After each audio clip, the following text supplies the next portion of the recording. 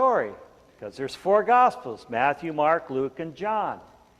And they all tell the same basic story, but they each do it in different ways. And each of the ways that they do it has something important to teach us about receiving the good news of God's love, and how to live out that resurrection faith. So I want to talk about a very important part of Matthew that is unique to Matthew and not the others. So in our gospel lesson, it reads, "After the Sabbath, as the first day of the week was dawning, Mary and the other Mary went to see the tomb." Sounds basic, simple enough, straightforward. So they got up and they went to see the tomb. There's nothing there to really stand out until you consider the other Gospels. The other synoptic Gospels, the Gospels like Matthew, very similar. In fact, they repeat some of the same material. Mark and Luke. It says that Mary Magdalene and the women, maybe 2 women, might be 3 women, depending on which one you're reading, get up on the first day of the Sabbath. They get ointment and spices to tend to the body of Jesus. And they go to the tomb. Think about that. They're not going there to just see. As they're walking along, I mean, if you can picture it, they're walking along, imagine you in their shoes, about the task that they are about to perform. The person that they love, the person who has changed their lives, is dead, and they are grieving, and they're walking towards that tomb to do an act of love towards Jesus, to anoint and prepare the body as tradition would dictate. They're approaching the tomb in grief. Likewise, in the Gospel of John, there's an overlay of grief as the disciples approach the tomb. They go to the tomb and they're looking for a dead Jesus. Mary Magdalene, who in Matthew is going to see the tomb, in the Gospel of John is so expecting to see a dead Jesus that even after she sees the angel, she sees the tomb empty, she's in the garden, Jesus is right there in front of her, she doesn't recognize him and thinks he's the gardener and says to him, "Hey, they've taken my Lord's body away. Tell me where it is and I'll take care of it." And of course, this is the part of John that I love so much.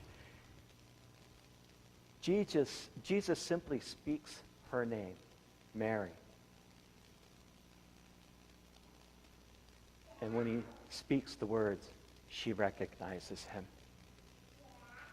So there's a whole beauty and wisdom there, but that's for another Easter when we have the Gospel of John. So in Mark and Luke and John, the disciples, Jesus' followers, go to see a dead Jesus. Not just to see, but to tend to a dead Jesus. It's interesting, in the Gospel of Matthew, it says, "After the Sabbath, as the first day of the week was dawning, Mary Magdalene and Mary went to see the tomb." And then in verse 10, the last verse of our lesson today, "Then Jesus said to them, 'Do not be afraid. Go and tell my brothers and sisters to go to Galilee. There they will see me.'" That same word in the Greek, "see the tomb" and "see me," are the same word. This is not tinged with grief. In the Gospel of Matthew, the idea that Jesus is to rise from the dead after 3 days is no secret. Everybody knows, including the women. Jesus has told his disciples multiple times. In fact, the authorities, right before chapter 28, at the end of chapter 27, the authorities are saying, hey, he said he was going to rise from the dead. We better ask Pilate to put some guards on that tomb so that they don't come and steal his body. And then the second deception's worse than the first. I mean, if they know, certainly Jesus' closest disciples would know, his closest followers.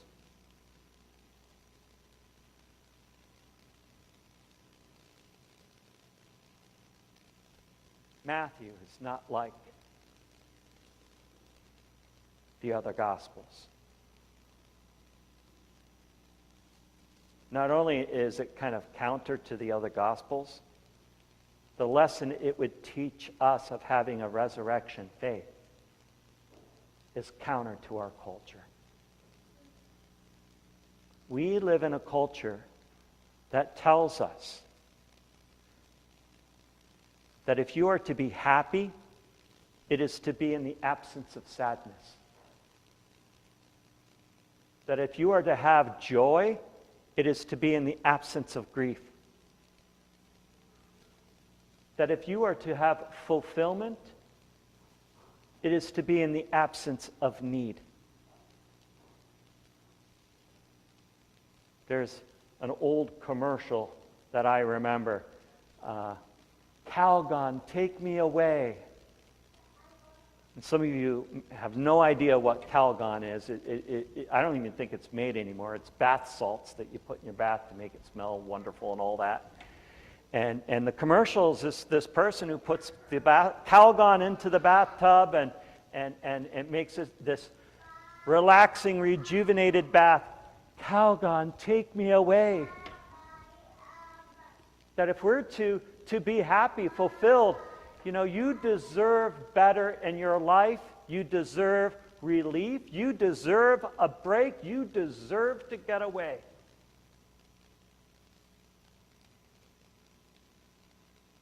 And then our culture tells you, well, if you can't get away, well, then you buck up and you change it. All the voices in our society, whether it's the product you buy, the person who tells you how to vote, or conversations with one another about dealing with life, it's either trying to get away, escape into our phones, playing games, or doom scrolling, or posting online, inevitably making our lives sound a little bit better than maybe they really are, or the way we're feeling inside. How many times does somebody ask you how you're doing and you just say fine without really even thinking about the question? Doesn't matter what's going on. Oh, I'm fine. Let's just pretend. Get away.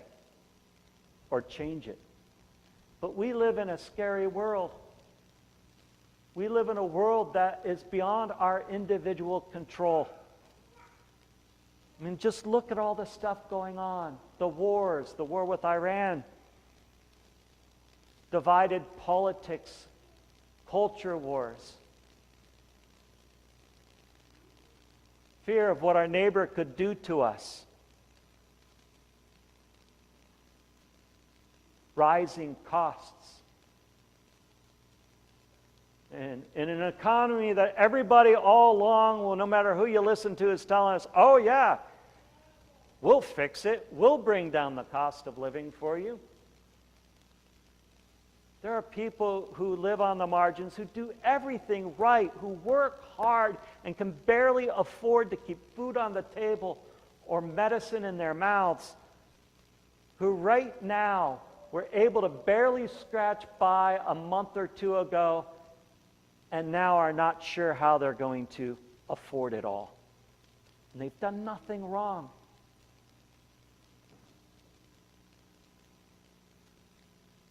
we to live in a society where there's no grace for making mistakes?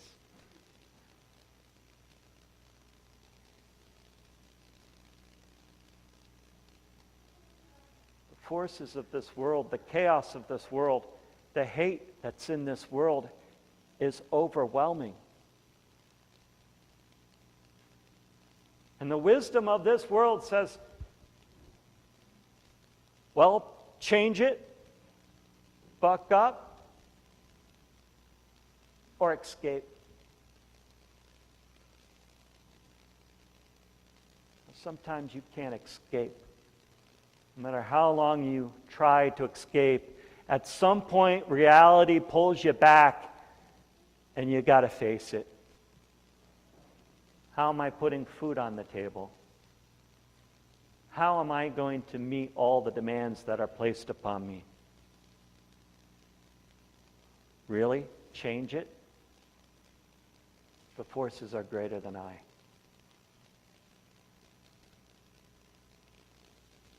And so we are tempted to resign ourselves to seeing the dead body, to seeing the worst that reality has, to lose hope, to be depressed, to feel pushed down, to lose hope, to wonder if there's any love in this world, or is there any love for me?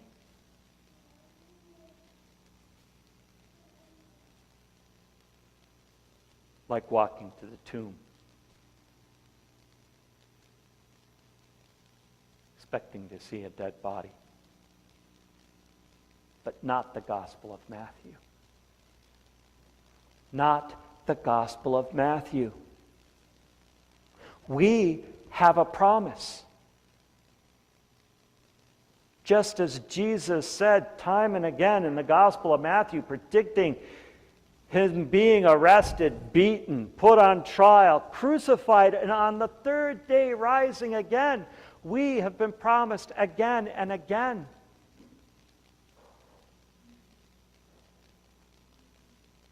The promise of new life, of resurrection. That as Christians, living in the promise of the resurrection, we, like the women in the Gospel of Matthew, can walk towards the tomb. We can face reality. Not to change it by our own might or to ignore the parts we don't like, but to go see.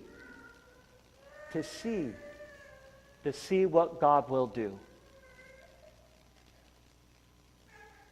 As they approached that tomb, there was no way for Mary Magdalene and the other Mary to imagine that this angel would come down, to imagine that earthquake, to see the stone rolled away, to see those guards petrified,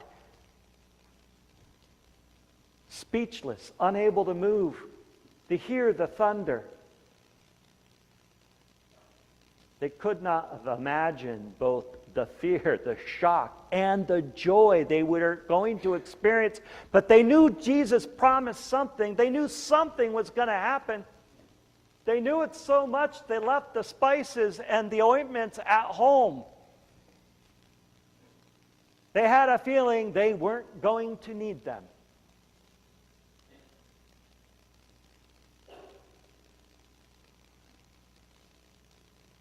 So too, we can face this world. We can face the reality of our lives with hope. We might not know exactly how God's love will be shown to us through the circumstances we face. But we can go to look, to see what God will do.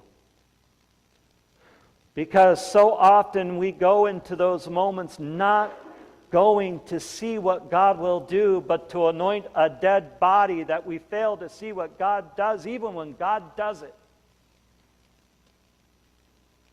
And therefore we lament in the midst of miracle and of joy. So I encourage you, don't escape. Don't just try to change it. But when we leave this place, go out into this world, be bold. Be like Mary and the other Mary. Go out to see, to look for God's resurrection, the promise of new life, the miracles that God works in our midst.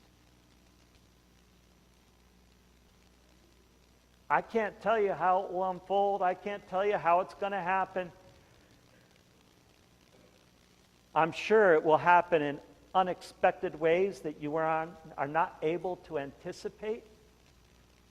But don't miss it because you didn't go to see. And then, when you see it out there, we resume our lives from this place, show everybody else, and rejoice. Amen.